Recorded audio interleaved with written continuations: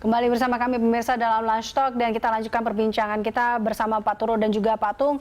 Nah ini kalau saya kembali ke Pak Tung bahwa tadi ya Anda membandingkan antara di awal pandemi pada saat awal-awalnya banget untuk pengobatan dan segala macamnya dan pemeriksaan dan pada saat sekarang ini kan memang sudah berubah begitu jauh. Tapi bagi Anda yang sudah sembuh dari COVID-19, bagaimana Anda akhirnya mengedukasikan masyarakat bahwa memang pentingnya kita untuk tetap terapkan protokol kesehatan, pentingnya untuk tidak tetap menggunakan masker dan tidak cipika-cipiki. Nah ini menurut Anda bagaimana Anda mengedukasikannya? Jadi saya mengedukasikan, saya tambahin sendiri bukan 3M, melainkan 4M. 4M? Karena seperti yang terjadi itu, iya. Jadi kalau nurutin 3M sebetulnya udah very good. Tapi 4M ini seringkali menjadi alasan untuk pelanggaran. Kenapa klaster di office, di rumah sakit, dokter yang sudah pakai APD bisa ketularan? Karena pada waktu makan siang, makan malam, makan bersama. Kalau makan kira-kira dilepas nggak? Ya. Dilepas. Lah kalau bareng-bareng, kira-kira ngobrol nggak? Ngobrol. Ngobrol, betul. Tobat. Nah, ini kalau di tracing atau bahasa Indonesianya ditelusurin tadi, menurut Pak Turo tadi yang dahsyat luar biasa, harus ditelusuri. Nah, tantangannya itu sampai hari ini saya tidak melihat telusuran dengan sangat-sangat intensif. Di Vietnam pencegahan yang luar biasa. Satu pilot, wah seluruh seberapa hari sebelumnya, kemudian satu pesawat, semua ditelusurin, pesawatnya kalau ketemu siapa, betul butuh effort yang luar biasa. Tetapi pencegahannya truk rapet dan langsung tutup semua. Jadi segala penjuru kemungkinannya langsung ditesin semua. Jadi yang ditesin itu adalah orang-orang yang first contact tadi dengan orang yang sudah kena. Kemudian itu perlu dilanjutkan. Kemudian yang bukan dilanjutkan, ditingkatkan karena merasa enggak saya tidak dilakukan. Kemudian yang kedua adalah saya dengar tadi ternyata prosedur mulai Juni ini yang ternyata saya amatin kalau dulu saya harus swab 2 kali, terus yang terakhir swab sekali, yang terakhir masih positif pun boleh pulang asal city value-nya ada yang di atas 30 atau di atas 40. Saya ngamatin terus karena sekarang saya jadi motivator untuk orang-orang yang kena. Jadi banyak orang yang kena dari rumah sakit ketika susah bernapas, kepala rumah sakitnya belajar sama Pak Tung, pernapasan Wim Hof itu membantu. Oke, sudah ada artikel ilmiahnya. Jadi banyak pasien sekarang dikasihkan ke saya membantu. Dari situ saya ngikutin. Loh, jadi sekarang boleh pulang toh? Hah? Jadi masih positif aja boleh pulang? Oh ya boleh Pak, karena menurut penelitian kalau CT value-nya, CT value gitu ya, CT value-nya itu CT value-nya di atas 40 sudah. Tapi ada rumah sakit 30 dilepas. Yang terakhir lebih sakti lagi, tidak dites. Di rumah sakit sudah 14 hari kok sudah tidak panas. Terus pulang disuruh apa?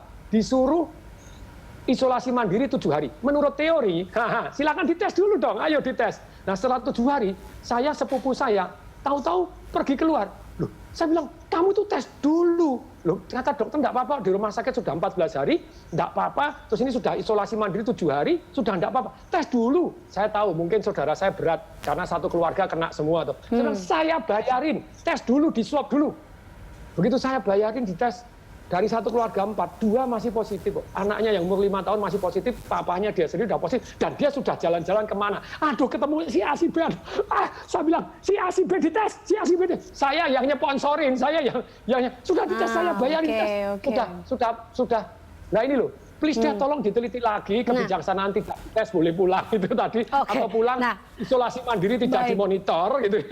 Ya, ini mungkin bisa dijawab langsung oleh Pak Turo. Pak Turo tadi ya, mungkin terkait tanggapan Anda terkait dengan tracing kita atau telusuri kita yang masih begitu belum begitu kuat atau dianggap lemah. Bukan dan juga kuat. Ini pelonggaran tes swab kita yang tadinya harusnya 2 kali swab negatif baru dianggap aman, tapi sekarang nampaknya swab masih positif juga boleh keluar ya, seperti itu ya Pak Tung ya.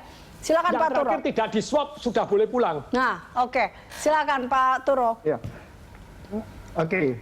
Jadi memang ada perubahan protokol ini dari kesehatan ya. Saya bukan dokter, tetapi saya ngobrol dengan dokter yang merupakan kepala subbidang tracing atau tracking di Satgas. Beliau mengatakan sejak bulan Juni kalau nggak salah itu ada perubahan protokol memang bahwa kita tidak perlu dites 2 kali gitu ya.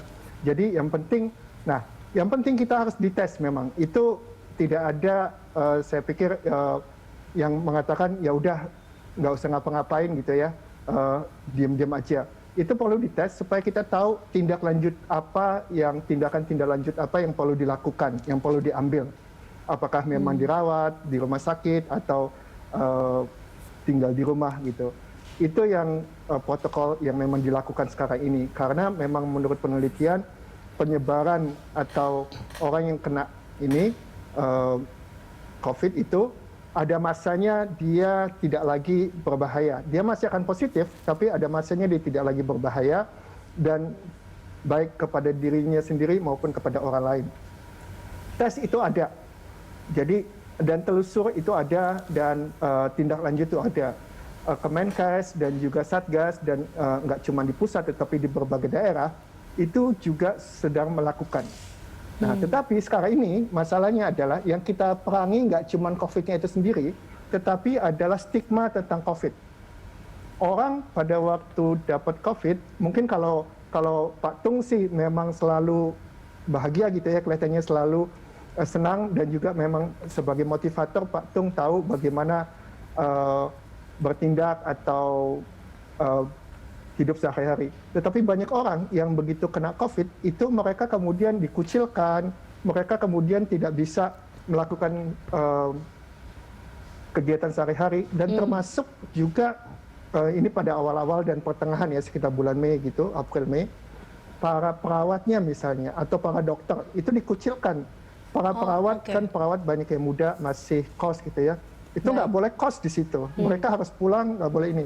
Nah, bahkan ada kejadian kita ketemu di satu tempat gitu, ditelusuri, oh dia kemudian pulang ke wilayahnya, ke desanya.